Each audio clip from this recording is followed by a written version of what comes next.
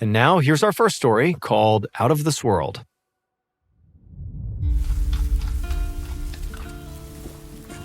On a blazing hot summer day in 2003, a man named Carlos Ocampo took a long drink from his water bottle. He had spent the last 4 hours digging for treasure in the Atacama Desert region of northern Chile. He was searching around an abandoned church in a ghost town called La Noria. He was looking for artifacts left behind by the mine workers of the last century. Collectors paid good money for the tools, the clothes, and the other items that were abandoned here as much as 100 years ago. Carlos was completely alone. Nothing moved except the lizards and small rodents that scurried for shade behind the rocks and piles of rubble. Between the hot wind, the silence, and the lonely rocky landscape, Carlos might as well have been walking on the surface of another planet. Carlos took a final drink from his canteen and sighed. He was out of water, and he knew it was time to call it a day. But as he turned over one last pile of dirt with a shovel, he spotted a piece of leather in the rubble. He dug it up and realized it was some kind of small pouch. When he dusted it off and reached inside of it, he pulled out this bundle of old yellowed linen. And when he unfurled the linen, he found what looked like a doll inside of the cloth. But as he looked closer, he realized it was no doll. It was this tiny human-shaped skeleton, all brown and dried out. It was completely intact, and looked like at one point it had been alive. But it was only about 6 inches long from top to toe, the length of the pen Carlos had in his pocket. As he carefully turned the skeleton over in his hands, he could see a well-defined rib cage, 2 arms and 2 legs, all held together by a complete spinal column. But it was the oversized head on the top of the body that really made Carlos feel uncomfortable. It had 2 giant eye sockets that were much larger than he had ever seen on the head of a human baby. This creature also had an enormous forehead, while its chin came to a point, giving the head an oddly triangular shape. Carlos wondered if what he was holding was even human. Usually, he didn't believe in extraterrestrials, but he couldn't help but notice that the skeleton's giant head and gaping eye sockets looked a lot like the typical depiction of a space alien. Carlos wrapped the tiny skeleton back up and carefully placed it inside of his backpack. And then he smiled, because whatever the skeleton was, he was sure it would fetch a whole lot of money.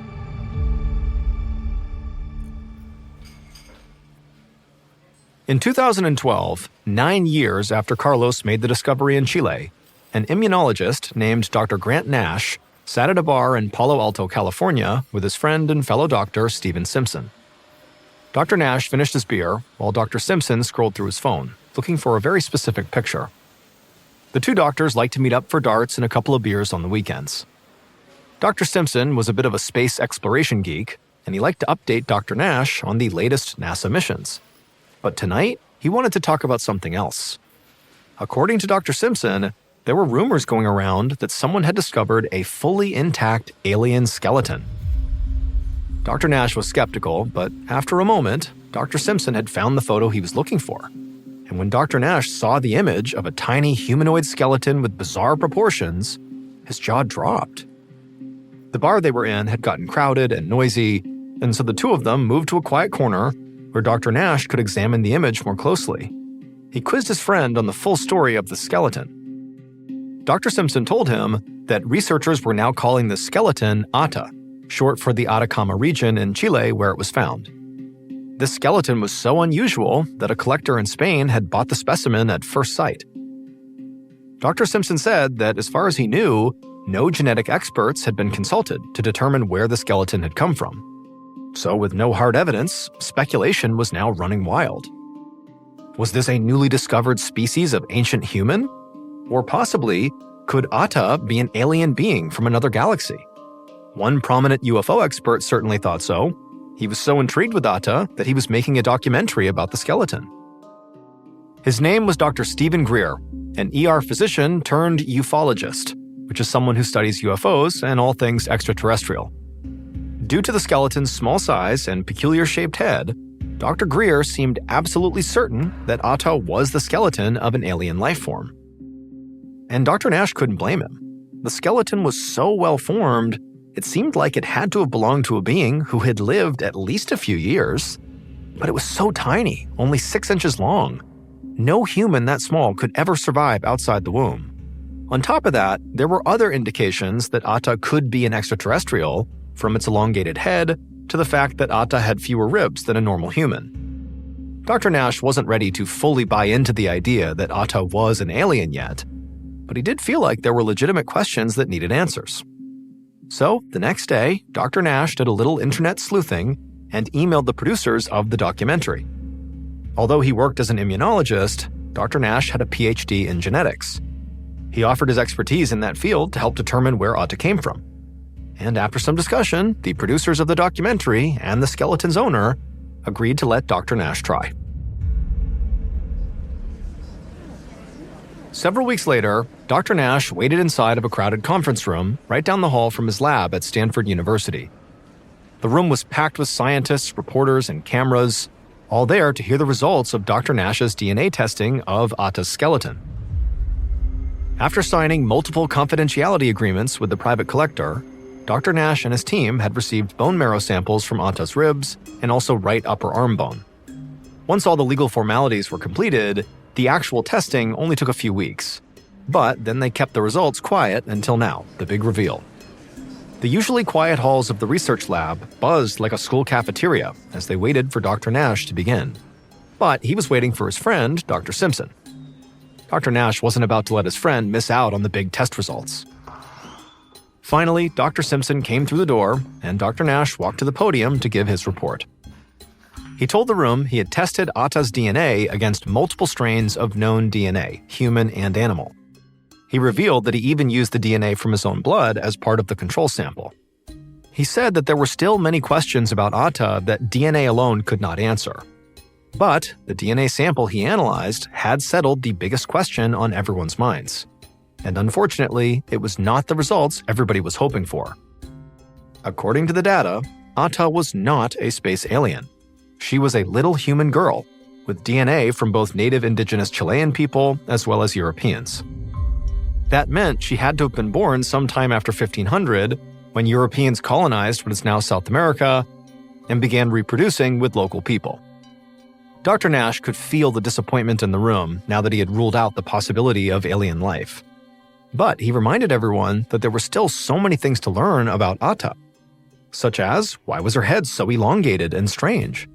Was it really possible for a human that small to survive outside the womb? And if her skeleton was so complete, well, why was she missing ribs? As everyone's murmurs of disappointment turned into a spirited discussion, Dr. Nash swore he was not going to stop digging until he figured out everything there was to learn about Atta. But to find those answers, he knew he would need to bring in some more experts. A few weeks later, Dr. Nash sat with his colleague, Dr. Ben Hoffman, watching an image of Atta's tiny skeleton rotate on a computer screen. Dr. Hoffman was an expert in hereditary bone diseases, and Dr. Nash had asked him to take a look at Atta. But his findings only led to more questions than answers. What Dr. Hoffman was telling him just didn't make any sense. According to him, Atta's bones showed signs of development that were typical of a 6-year-old human. Dr. Nash was baffled. He thought Atta might have somehow survived for maybe a short period after her birth, but how could this tiny being, no longer than a dollar bill, have lived for 6 entire years? Dr. Hoffman had to admit that he wasn't sure. He explained that there were genetic diseases that caused overdevelopment of bones, a kind of premature aging, if you will, that could have made Atta seem older than she actually was when she died. Those were the anomalies he was looking for in Atta's case. However, so far, the testing had come up empty for any of those diseases. The more they discovered about Atta, the harder it was to know what happened to her. And he didn't have any answers about the strange shape of Atta's head either. Dr. Nash realized that to learn the entire truth about Atta, he would have to go even deeper into her genes. After he finished consulting with Dr. Hoffman, Dr. Nash next convinced a renowned geneticist to undertake the tedious process of examining Atta's entire genome, which is composed of millions of tiny snippets of genetic material. This review would provide far more details about her ancestry, but it is an exceedingly slow process to do this. It would take another 5 more years for Atta's secrets to be revealed. Researchers discovered a staggering 3 million small mutations in Atta's genome when compared to an ordinary person. And at least 64 of these mutations were astonishingly rare and could have very easily combined to create Ada's strange appearance. And so, armed with this extensive genetic profile, Dr. Nash was finally ready to reveal Ada's story to the world. Ada, it was clear, had suffered extensive birth defects. The researchers found 7 specific genetic mutations that combined to give her the pointy head, wide slanted eyes, and pointed chin. She also had a serious birth defect that damaged her diaphragm, the muscle beneath the lungs that plays a crucial role in breathing. The researchers couldn't say why Ada's skeleton looked like that of a 6-year-old, but they agreed it is highly unlikely she actually lived nearly that long. Dr. Nash speculated that a genetic disease could have caused her skeleton to develop abnormally quickly while she was in the womb. He said that Ada had likely died in the womb before being delivered, which is why her skeleton was so small. Nash concluded that even if Ada lived long enough to be born alive, her lack of a proper diaphragm would have kept her from being able to eat or breathe well enough to survive. But that wasn't the only bombshell about Ada. Despite the fact that Ada looked like she had been mummified, tests showed that she was not centuries old. In fact, Ada had been born in the 1970s, less than 40 years before her skeleton was actually discovered. In other words, far from being an ancient space alien, Ada was a modern human child who had the misfortune of suffering fatal birth defects. Within days of Dr. Nash's research being published, the Chilean government came out and condemned the ethics around how the study was conducted. Although they didn't dispute Dr. Nash's findings, the Chilean government was not happy about how Ada's remains had been exhumed and taken out of the country for analysis. And not everyone accepted the American scientists' findings. A separate group from New Zealand conducted their own 2018 study that found no signs of major birth defects. They concluded that Ada was basically normal and her skeleton was at the same developmental stage as a 15-week fetus. They concluded that her head could have become disfigured during a premature birth. And yes, there are still people out there who believe Ada is an alien. As proof, they point to the initial tests that showed only 92% of Ada's DNA matched a human's. However, later tests challenged that claim. Most of the DNA that didn't seem human had simply been degraded from Ada's decades of lying out in the desert. Dr. Nash and his colleagues stood by their findings, but they agreed with their critics on one point. They agreed that Ada should be returned to her homeland so she could be properly buried. Sadly, though, it does not seem like their calls have yet been heeded. As of 2018, Ada's skeleton still remains somewhere in Spain in the possession of the collector who bought her.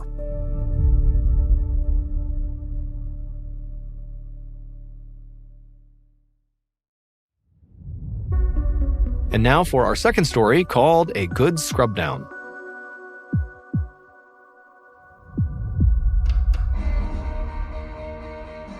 On a Saturday morning in January of 2009 in Leeds, England, 29-year-old Nick Stewart put on his favorite record and filled his electric tea kettle. He'd had a long, tiring week at work, and he was ready to enjoy a nice, relaxed morning before meeting some friends for lunch. While he waited for the water to boil, he walked over to the terrarium in his kitchen to check on his pet tarantula. Nick knew the hairy spider was an unusual pet, but he'd always loved tarantulas. He spent the next few minutes watching the spider dig a burrow and line it with silk in a corner of the terrarium, and that's about the time when he noticed some grime on the inside of the glass and knew the tank was due for a cleaning. In fact, as he looked around his own place, he realized he should probably spend the morning cleaning up instead of spending it on the couch. Once his tea was ready, Nick took a sip and then began on the pile of dirty dishes in the sink. An hour later, he'd wiped down countertops, cleaned out the fridge, put away the dishes, and scrubbed down his tarantula's terrarium. The kitchen was looking good, but Nick's right eye felt weird. It was stinging. Nick went to the bathroom to get a better look in the mirror. His right eye was swollen and bloodshot. He wondered if at some point during his cleaning spree, he'd accidentally rubbed his face with a cleaning product, because his right eye was really hurting now. He turned on the faucet to scoop some water into his eye, which seemed to help a little, but the eye was still so sore. So he just went to lie down for a while, figuring that whatever was bothering him would probably clear up with some rest.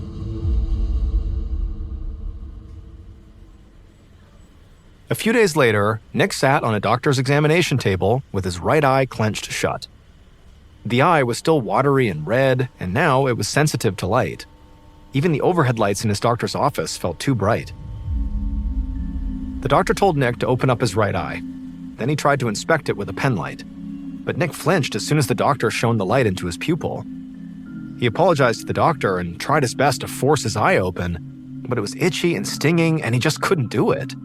And so in order to keep his eye open, the doctor had to use a device called a speculum that helped push Nick's eyelids away from his eye. Nick gritted his teeth as his doctor aimed the pen light over the surface of his eye. It burned so badly that Nick could feel his tear duct welling up and water streaming down his face. The doctor finally, mercifully, clicked off his pen light, and Nick closed his right eye again, feeling instant relief. The doctor said there was some good news. Nick was actually suffering from a common condition, conjunctivitis, or pink eye. Pink eye occurs when the thin, clear membrane that covers the eye and the inside of the eyelid gets inflamed. It can be caused by bacteria or a virus, or even an allergic reaction. Either way, it explained why Nick's eye was bright pink and irritated.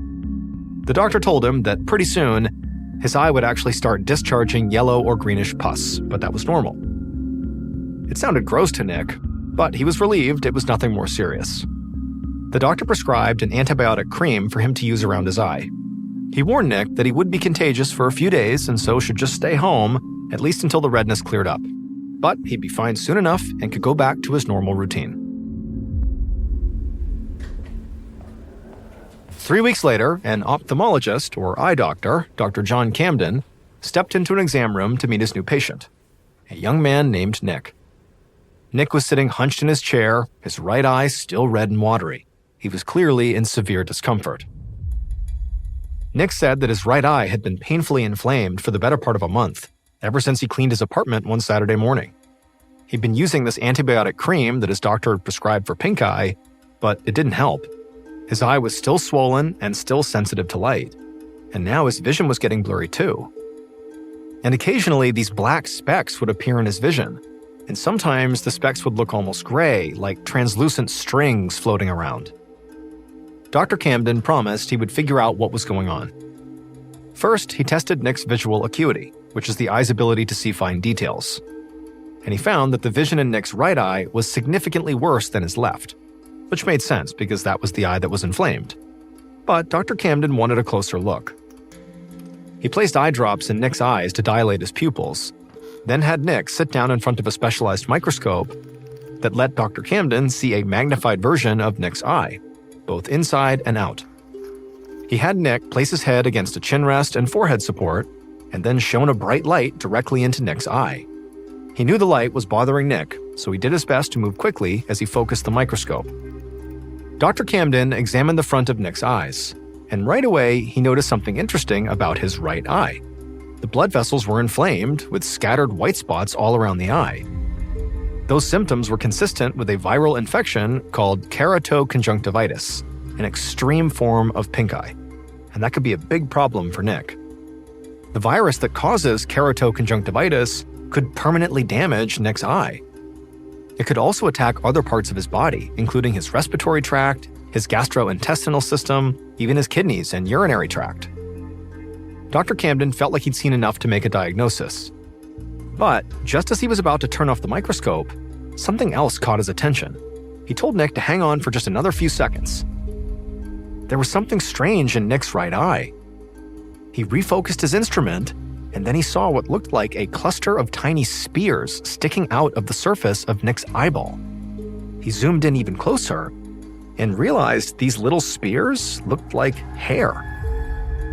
Dr. Camden was shocked.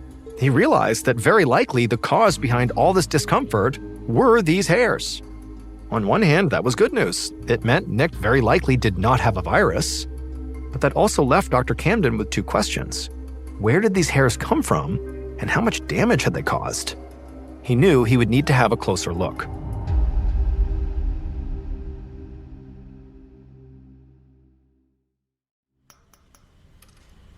Dr. Camden gave Nick drops to fully dilate his eyes and numb the surface so that he could shine a light bright enough to see Nick's retina, all the way at the back of the eye.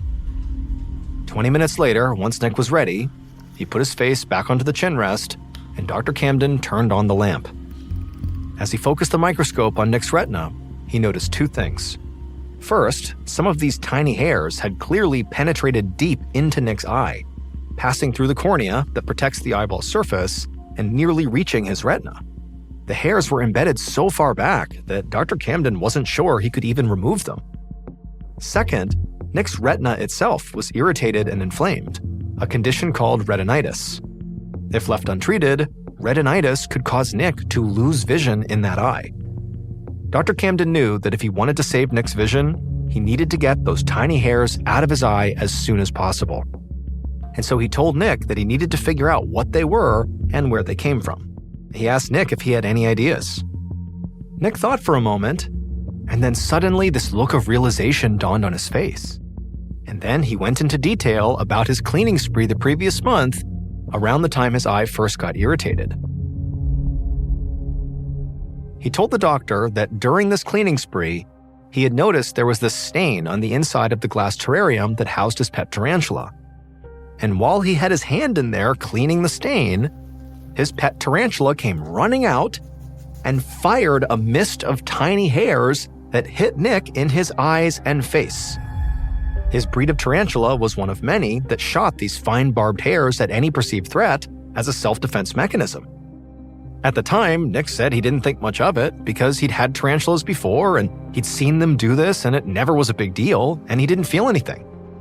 After hearing Nick's story, Dr. Camden diagnosed him with ophthalmia nodosa, a condition where the eye is damaged by insect or vegetable materials. And then he told Nick they would try their best to surgically remove the hairs. Unfortunately, though, the hairs were too small for even Dr. Camden's microforceps to grab. So he wound up prescribing steroid drops to help coax the hairs out of Nick's eye. The eye drops helped somewhat, but many of the hairs never dislodged. To this day, Nick lives with tarantula hairs buried in his right eye. They cause him mild discomfort and occasionally create floaters in his field of vision, which can appear as white spots or even sometimes cobwebs. They serve as a permanent reminder for Nick to wear safety goggles whenever he cleans his pet tarantula's tank. On a December afternoon in 2013, 80-year-old Peggy Nadell gazed out of her second-story bedroom window, watching the snow fall onto the ground below. Peggy's large gray wooden house sat tucked away in Valley Cottage, New York, a small upscale enclave located in Clarkstown, less than an hour northwest of New York City.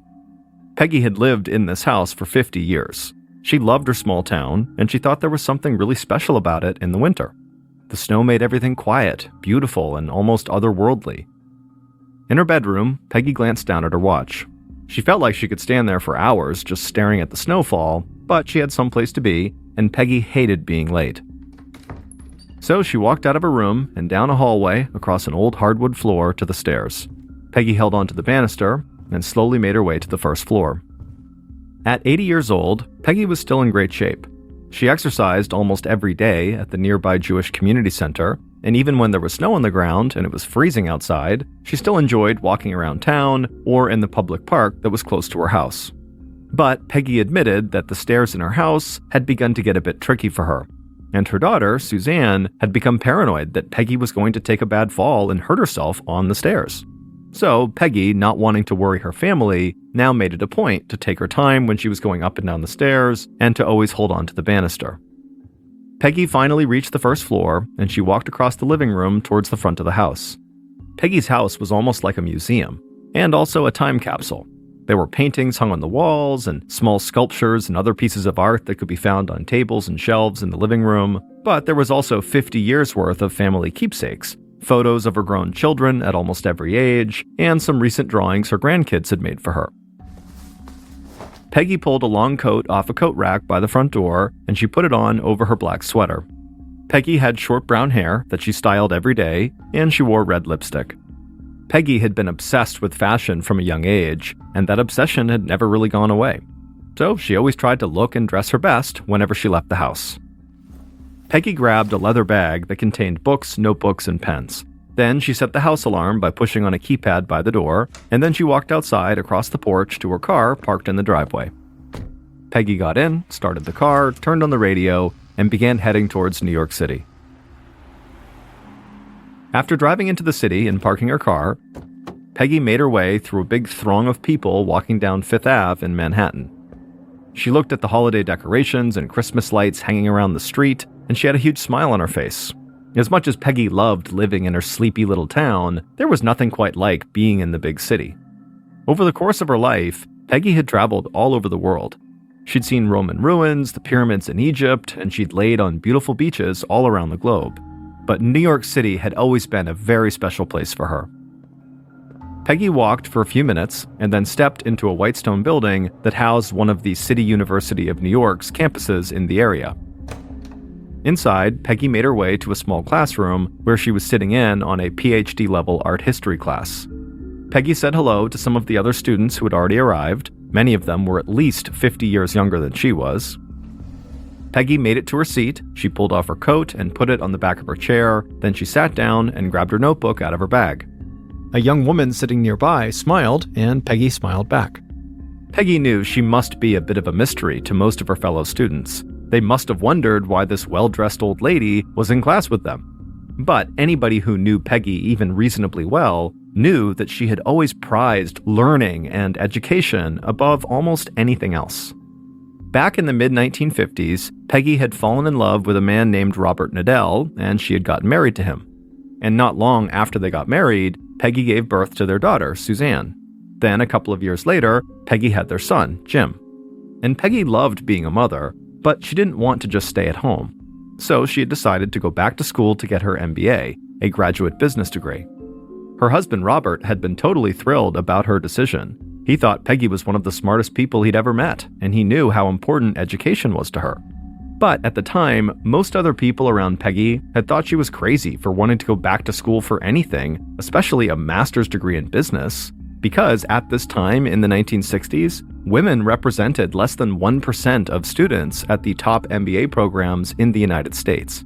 But Peggy believed it was her duty to continue learning as much as she could, and she had refused to accept that being a woman had anything to do with her ability to succeed in business school or the corporate world. And so after getting her MBA, Peggy had proven everybody who doubted her wrong. She had gone on to work for Xerox, a huge corporation that was a pioneer in photocopiers and other technology products, and after years of working at that company, Peggy had become one of Xerox's first female executives. Peggy had a long and very successful career, and when she had finally stepped away from her work, she enjoyed retirement right alongside her husband, Robert.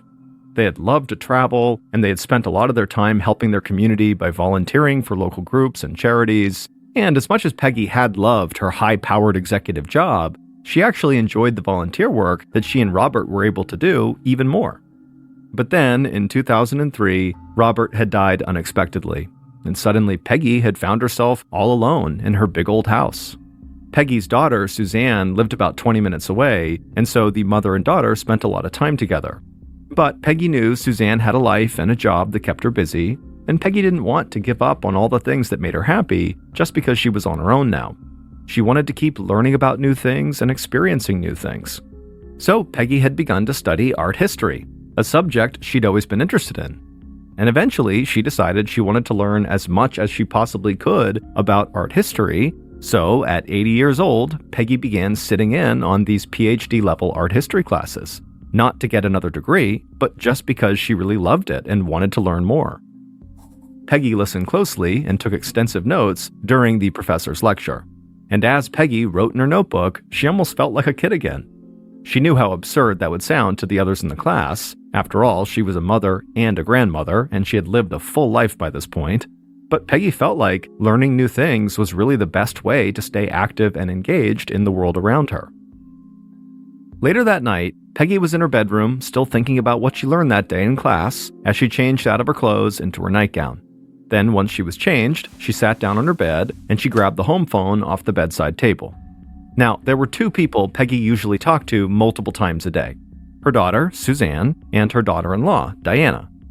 Peggy knew both women liked to check on her a lot to make sure she was okay. Suzanne was paranoid about Peggy falling down the stairs, and Diana, who was married to Peggy's son and lived in Florida, worried about Peggy going out and driving when it was cold and snowing. Peggy regularly reminded her daughter and daughter-in-law that she was more than capable of taking care of herself, but she did love talking to them both and staying in touch. So Peggy called her daughter, Suzanne, and told her all about the day's art history class. Then, after she was done speaking to Suzanne, Peggy called Diana in Florida. Now, Peggy's son was not much for phone calls, so his wife, Diana, was really Peggy's only real connection to her grandkids who lived so far away. Peggy told Diana that she really missed everybody and that she was hoping she could pay for Diana and her son's 2 kids to come visit her in New York that summer. When Diana heard that, she got really excited and said the kids would love that. Eventually, the 2 women wrapped up the call and said goodnight, and then Peggy hung up the phone and walked over to the bedroom window. It was still snowing outside, and the snowflakes seemed to glow under the streetlights. Peggy was still struck by how beautiful the winter scene always looked, but now that she knew her grandkids were very likely coming to visit her, she could not wait for summer to arrive. Over a month later, on January 24, 2014, Peggy was in her room getting ready for bed again. Peggy had kept busy over the recent holiday season. She'd spent the first night of Hanukkah with her daughter Suzanne, and she had also talked to her daughter-in-law Diana and her grandkids in Florida almost every day.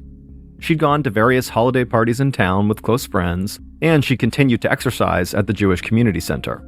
But despite how fun the holiday season had been, it still totally wore Peggy out, and she was still feeling tired weeks later.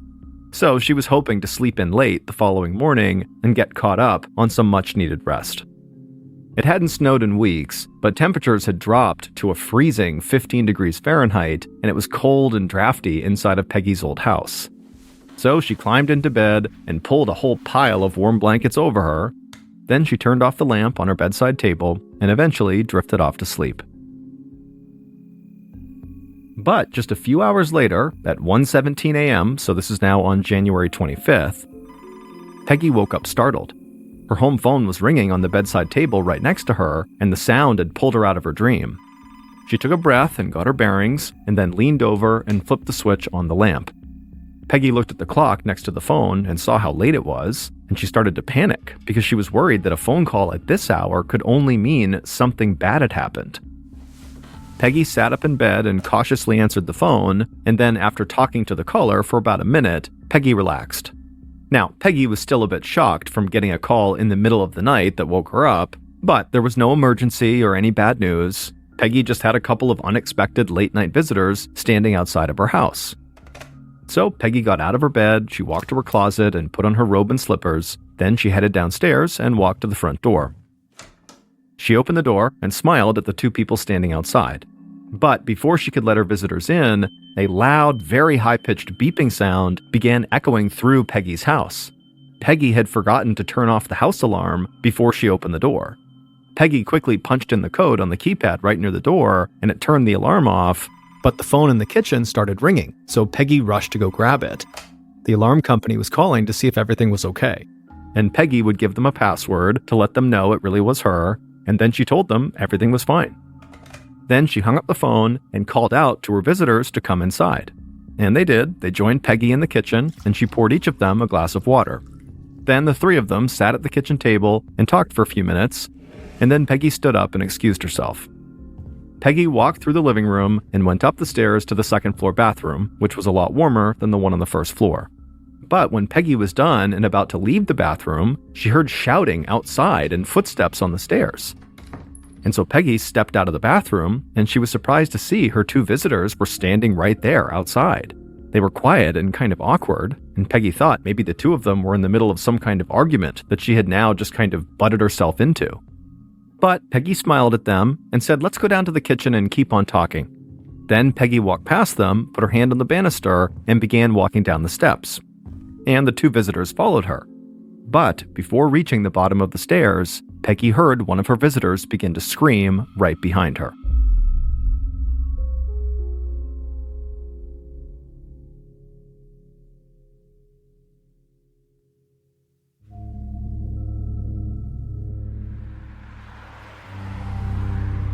Several hours later, at 9 a.m. on January 25th, so almost 8 hours after the visitors had arrived at Peggy's house, Peggy's daughter, Suzanne, stepped out of her car in front of Peggy's house. Suzanne was 55 years old with frizzy dyed blonde hair. She wore jeans, tennis shoes, a t-shirt, and a big winter coat. Suzanne had not inherited her mother's love of fashion. Instead, Suzanne preferred comfort over style. Suzanne walked quickly to the front door. It was bitterly cold out, but Suzanne barely noticed. She had woken up that morning and called her mother like she did almost every day, but Peggy hadn't answered. There was a chance Peggy could have just slept in or gone out to exercise, but Suzanne had tried calling back a little bit later, and Peggy still didn't answer. So Suzanne had called her sister-in-law, Diana, because she knew Diana usually called Peggy several times a day too, and Diana said she had called Peggy too at around 7:30 that morning, but Peggy didn't pick up, and so Diana said she left a message but still had not heard back yet. After talking to Diana, Suzanne was worried enough that she decided to just drive over to her mother's house to make sure everything was okay. Once Suzanne reached her mother's porch, she reached into her pocket and pulled out the key she had to her mother's house. She used it to open up the door, and then once she was inside, she called out for her mother, but there was no answer. So Suzanne began walking around the first floor of the house, and when Suzanne walked into the living room, she let out a blood-curdling scream. Suzanne saw Peggy's crumpled body on the floor at the bottom of the stairs. Suzanne instinctively ran to her mother, and when she got a good look at her, she saw there was a knife sticking out of Peggy's chest. And so Suzanne dropped down and just yanked the knife out and threw it on the floor, and then she leaned in and touched her mother's face, and she could feel that Peggy's skin had gone totally ice cold. Totally distraught, Suzanne took out her cell phone and dialed 911. When the emergency dispatcher answered, Suzanne began yelling that she needed help and that her mother must have fallen down the stairs while holding a knife and she accidentally stabbed herself.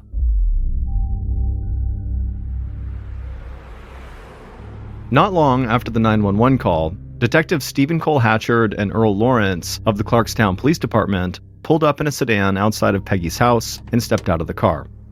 The snow had started again, and they could feel the cold biting into their hands and faces. Local police had already run crime scene tape all across the front of Peggy's house, and some of Peggy's neighbors had already begun to gather nearby. Hatchard and Lawrence also saw Peggy's daughter, Suzanne, pacing back and forth in the driveway, a few feet in front of a uniformed police officer. Suzanne was mumbling to herself, and she looked totally dazed. The detectives approached Suzanne and introduced themselves, and Suzanne immediately repeated what she had said to the 911 operator. Her mother must have fallen down the stairs while she was holding a knife and accidentally stabbed herself. Suzanne said she had been worried about her mother on those stairs for a long time. But before the detectives could even really process what Suzanne was talking about, she would say something that sent up multiple red flags.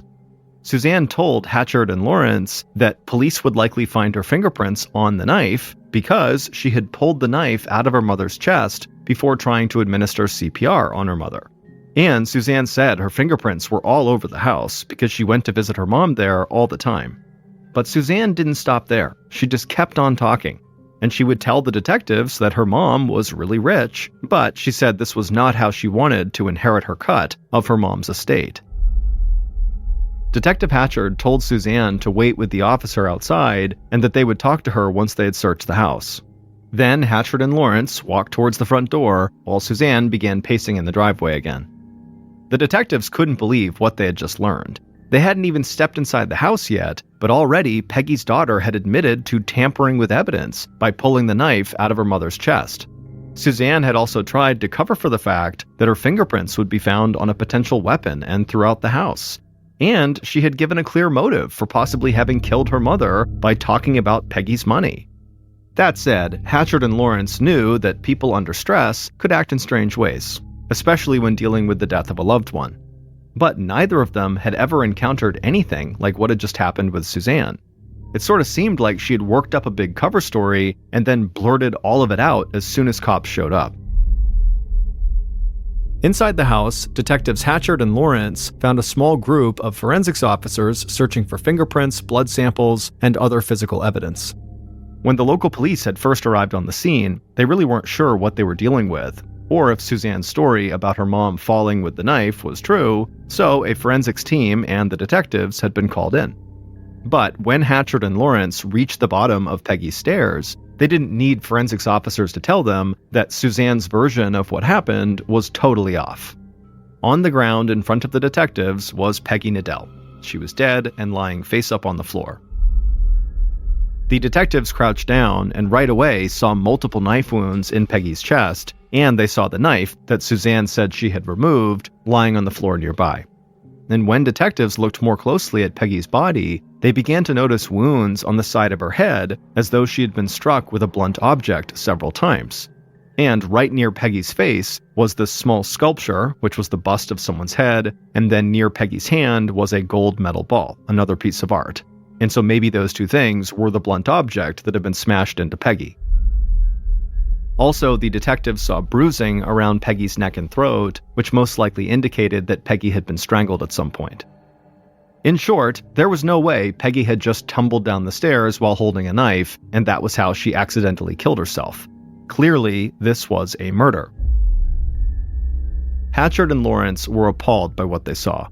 Any violent crime was bad enough, but neither of them could understand what type of person would attack a defenseless 80-year-old woman. The detectives assumed Peggy must have been struck in the head with either the small sculpture or that golden ball that were laying close by her body, but forensics officers said no fingerprints or physical evidence had been found on either of those objects. It was like they had both been wiped clean. So the detectives stepped away from Peggy's body and walked upstairs and went to search Peggy's bedroom. In the bedroom, they saw a few dresser drawers were laid out on the floor, and there was an open jewelry box on top of the dresser.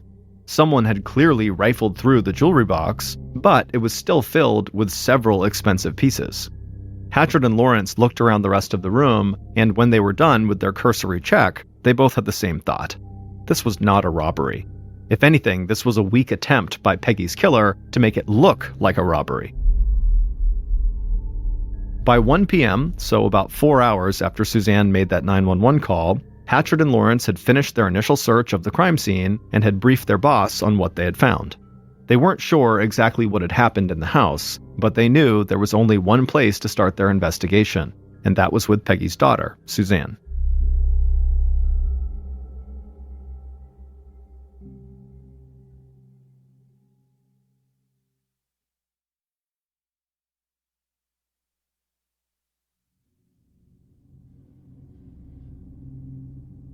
Later that afternoon, Hatchard and Lawrence sat in a comfortable police station conference room across a long table from Suzanne. They wanted Suzanne to be able to talk freely and feel comfortable, which is why they had not brought her into a cramped interrogation room. The detectives had not found any direct evidence to pin Peggy's murder on Suzanne, but they had heard Suzanne's bizarre statements she made at the house, and they felt like that was definitely enough to go on. Detective Hatchard started by asking Suzanne to explain why she had been at Peggy's house in the first place. Suzanne talked about not being able to get a hold of her mom and how her sister-in-law Diana had had the same issue, so Suzanne had gone by her mother's house to check on Peggy. After all, Peggy was 80 years old, she lived alone, so Suzanne checked on her a lot.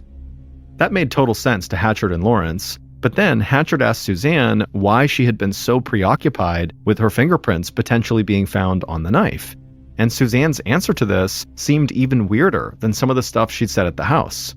Suzanne leaned across the table and told them she watched a lot of TV shows and news programs about murder, so she knew the cops would very likely be looking at Peggy's family members as suspects, and so she wanted to clear herself. Hatchard and Lawrence could tell Suzanne really believed saying this was actually going to help her, but they thought this made her look even more guilty. Here was a person who watched TV shows that demonstrated how law enforcement tracked down killers, and then she had taken steps like tampering with a murder weapon that could throw investigators off her trail. The detectives ended up questioning Suzanne for several hours that afternoon, and at the end of it, as far as the detectives were concerned, Suzanne had done nothing to clear herself of her mother's murder. During the interview, Suzanne seemed kind of erratic, and she kept bringing up her inheritance. She said her mom was worth about $4 million, and now that she was dead, Suzanne would get half of it. By the end of the interview, several police officers who were watching the interview thought Hatchard and Lawrence had gotten enough damning statements from Suzanne to actually put her in custody. But the detectives knew that if they did that, word would very quickly spread all across the area that Suzanne had been arrested for murdering her mother. And once that rumor was out there, people would have a really hard time ever changing their minds about what they thought Suzanne had done, even if it was proven later on that Suzanne was actually innocent. So Hatchard and Lawrence talked over their various options, and ultimately they just didn't feel like they had enough evidence yet to justify holding Suzanne and potentially destroying her reputation. So they let her go. But as soon as Suzanne was out of the police station, Hatchard and Lawrence called a judge and they got a warrant to conduct full-time surveillance on Suzanne. Police would get stationed outside of Suzanne's home and her work, and they would watch her at those two locations and follow her anytime she left them. In the following days, along with conducting their around-the-clock surveillance, investigators began digging into Suzanne's recent credit card history, and they found another huge red flag. On the night of January 24th, so just hours before Suzanne's mother would be killed, Suzanne had gone shopping at a grocery store that was close to Peggy's house.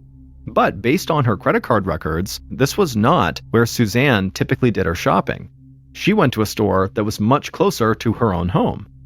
But it was not just this grocery store's location that seemed kind of suspicious. On the night in question, investigators learned that Suzanne purchased rubber gloves and cleaning supplies. Hatchard and Lawrence felt like this was just one more thing that pointed towards Suzanne's guilt. After all, rubber gloves and cleaning supplies could explain why there were no fingerprints found at the crime scene. And so the detectives were confident they were on the right track, and they thought if Suzanne had killed her mother, she would slip up soon, and they would be there to arrest her. At 11 a.m. on January 29, 2014, 4 days after Peggy's murder, Suzanne sat in a wooden pew in a funeral home next to her husband. Her eyes were bloodshot, and her whole body felt like it was trembling. The pews around her were filled with Peggy's friends, family, and members of the Valley Cottage community who Peggy had gone out of her way to help. Even though police had not arrested Suzanne, word had already spread that she was a primary suspect. And a couple of days earlier, when Suzanne had gone to her mother's house to pick out clothes for her mother to be buried in, a neighbor had stepped outside. And this woman, who had known Suzanne since she was just a little girl, began screaming, "When are you going to arrest her?" And so the rumors and the pressure were really starting to get to Suzanne, and it was making it hard to sleep at night. Towards the end of the service, Suzanne and others recited a prayer in Hebrew, and then Suzanne quickly made her way out of the funeral home. Once outside, Suzanne welcomed the fresh, cold air. It was like she could breathe again. Inside, she'd felt stifled because she felt like everybody was staring at her and talking about her. A minute later, Suzanne's younger brother Jim and his wife Diana came outside and walked over to her. They had flown in from Florida shortly after they learned about Peggy's death, and Suzanne could not have been happier they were here. Suzanne said hello to her brother, who she always thought was kind of strange, and then she hugged Diana, who she was very close with, and they talked for a while about how much Peggy had meant to them. But as they stood there chatting, they had no idea the police were watching. Not long after Peggy's funeral, Detectives Hatchard and Lawrence met with Suzanne's brother, Jim, and his wife, Diana, at the police station. The detectives asked them basic questions, like where they had been on the night before the murder.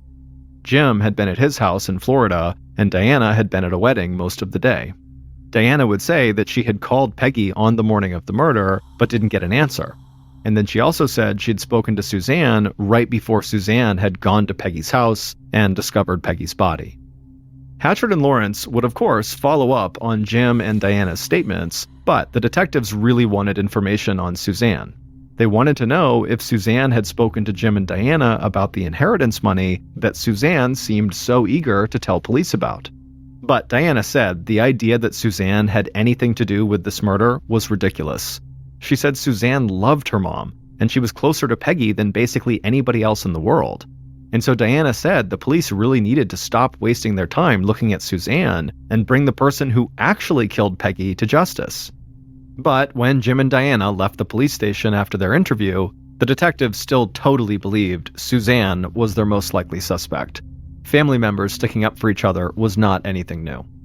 But over the next few weeks, surveillance on Suzanne did not get Hatchard and Lawrence any closer to having concrete evidence that she was in fact the killer. Still, Hatchard and Lawrence hoped that even if Suzanne's actions didn't lead them anywhere, that maybe her phone records soon would. Investigator Robin Arias sat at her desk staring at hundreds of numbers printed on a piece of paper.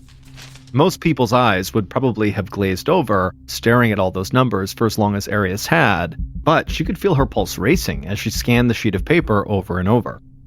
Arias was an investigator with the Westchester County District Attorney's Office, and she was an expert at analyzing phone data.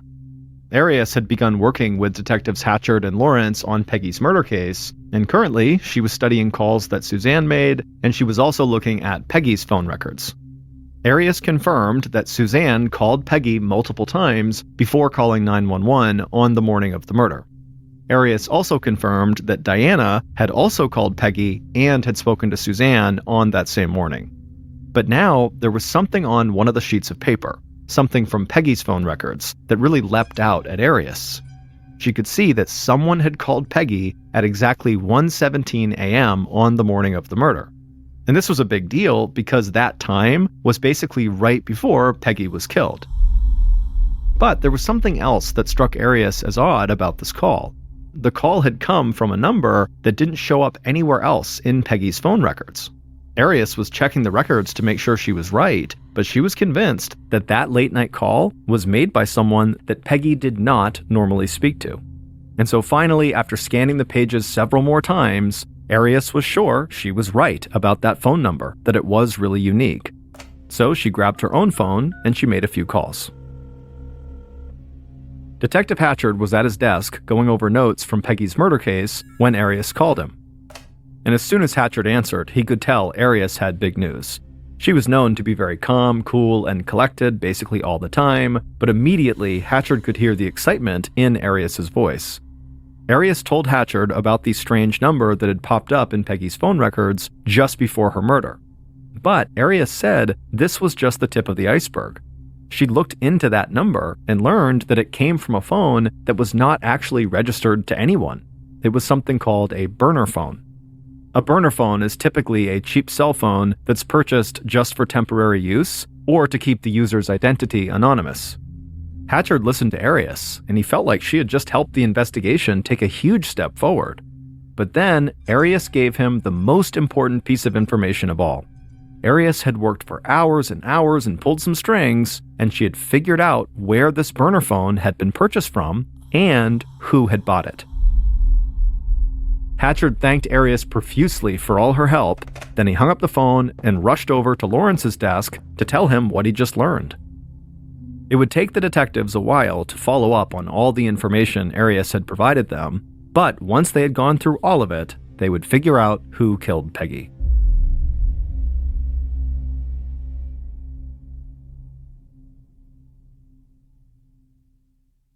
Based on Robin Arias's phone data analysis, evidence found at the crime scene, and interviews conducted throughout the investigation, here is a reconstruction of what police believe occurred in the early morning hours of January 25, 2014, when someone murdered Peggy Nadell in the home she had lived in for 50 years.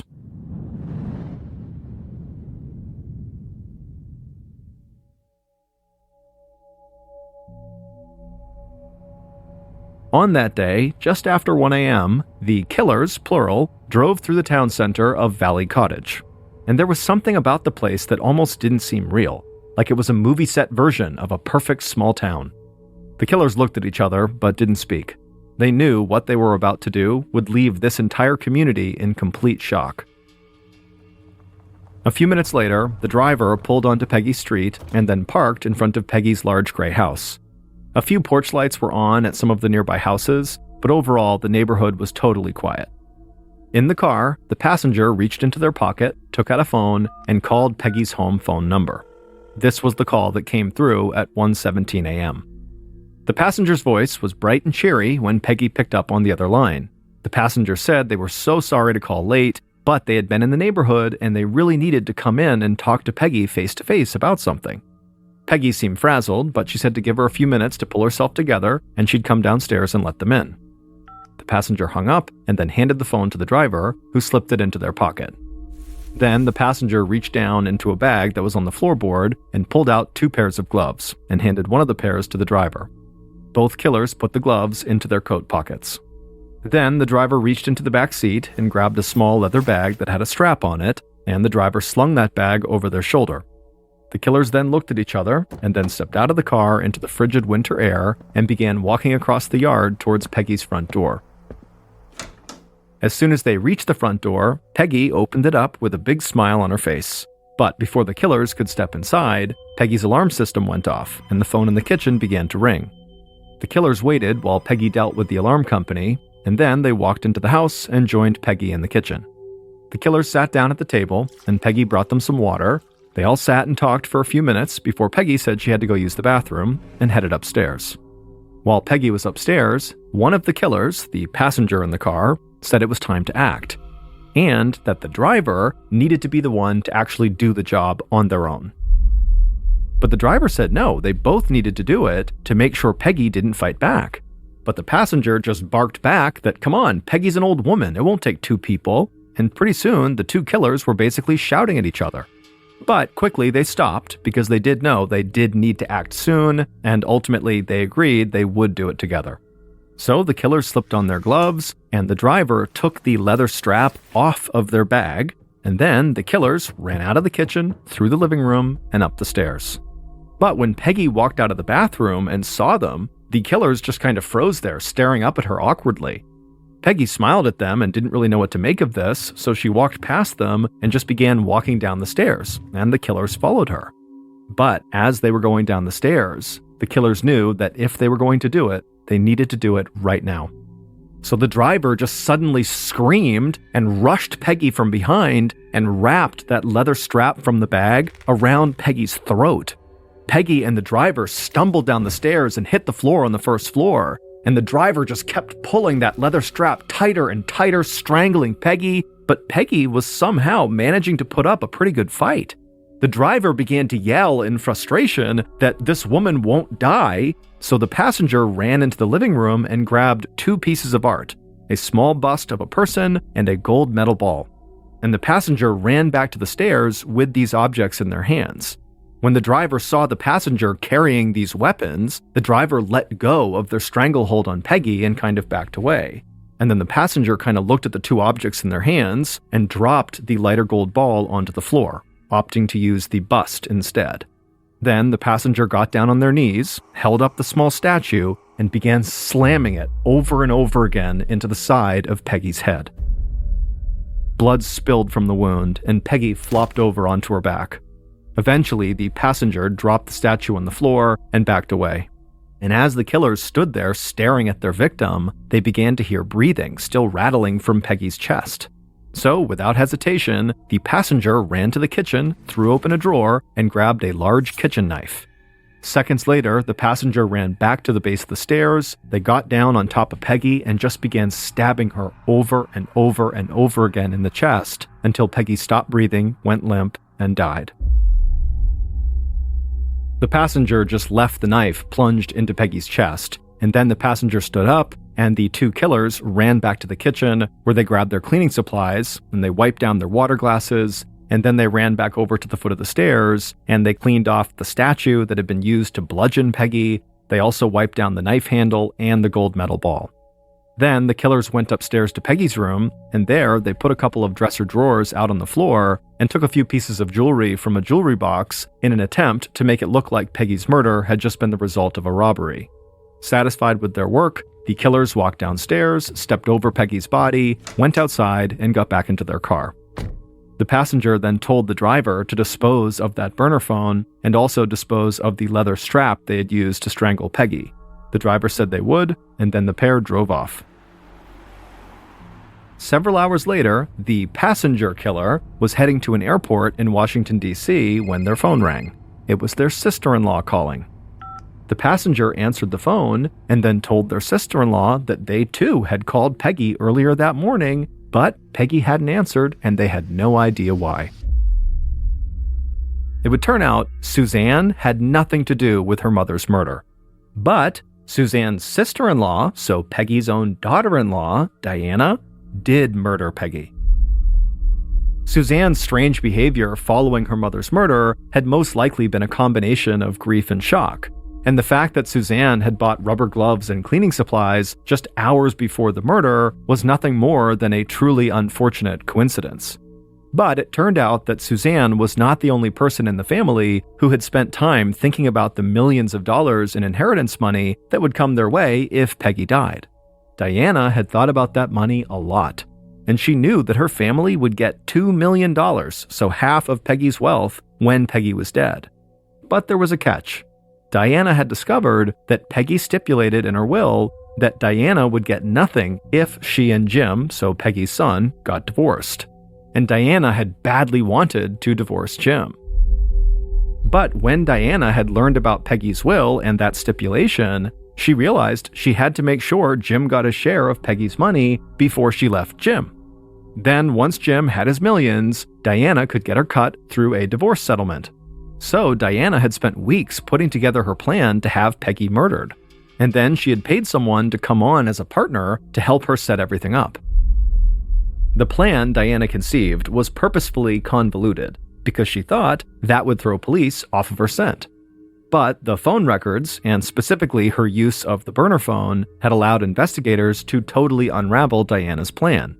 Phone data analyst Robin Arias had discovered the use of the burner phone and had tracked its purchase to a shop in Florida just minutes away from where Diana lived.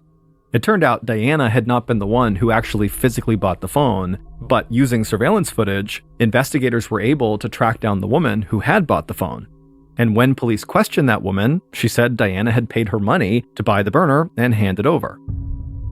And so with the burner in her possession, Diana had told her family, and later had told police, that she flew to Washington, D.C. for a wedding. But in reality, Diana had flown to D.C. to meet a woman who had been recruited by Diana's partner to actually carry out the murder for $10,000. That woman met Diana at the airport in D.C., and they both drove several hours to New York to kill Peggy. Police believe Diana really wanted this woman to kill Peggy on her own, while Diana just supervised. That way she wouldn't have to actually murder her mother-in-law, who she had been close with for years. But in the heat of the moment, when the hired killer, or the driver, failed to strangle Peggy to death, Diana, who had been the passenger in the car, had acted on instinct and bludgeoned Peggy and then stabbed her to death. Diana believed that involving other people to set up and carry out this murder would help distance herself from the crime and maybe keep her out of trouble. But as investigators put together all the puzzle pieces, everybody else involved in this crime pointed the finger directly at Diana. The woman who was hired to kill Peggy for money and who tried unsuccessfully to strangle Peggy to death cut a plea deal and was sentenced to 20 years to life in prison. And while she was awaiting her murder trial in prison, Diana was recorded making phone calls trying to arrange the murders of 2 witnesses who could testify against her. Diana was found guilty of plotting to murder those witnesses, and as a result was sentenced to 15 years to life in prison. Then she was also found guilty of second-degree murder in Peggy's case and received an additional sentence of 23 years to life in prison. Peggy is buried outside of the small, quaint town where she spent 50 years of her life. With all of the things that Peggy accomplished in her career and her education, there was still just one thing that mattered to her above everything else: her own family. And so Peggy's headstone is very simple. It just says wife, mother, grandmother.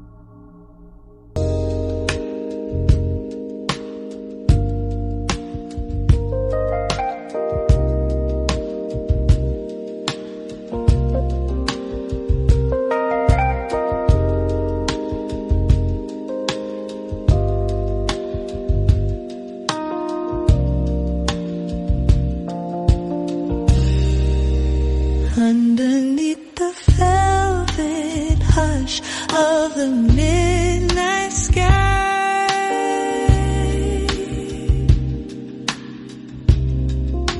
we wander through the orchard where the summer fireflies.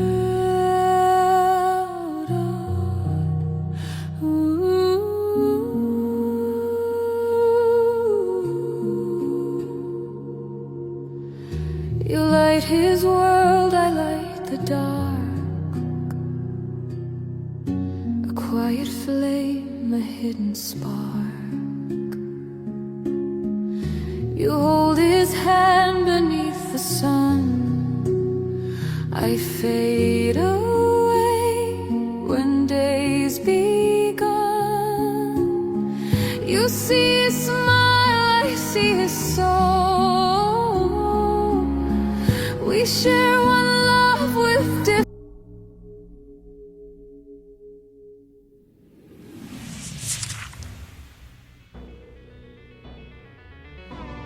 Thank you for listening to the Mr. Ballen podcast. If you enjoyed today's stories and you're looking for more bone-chilling content, be sure to check out all of our studio's podcasts: Mr. Ballen's Medical Mysteries, Bedtime Stories, and Run Fool. Just search for Ballen Studios wherever you get your podcasts and you'll find them all.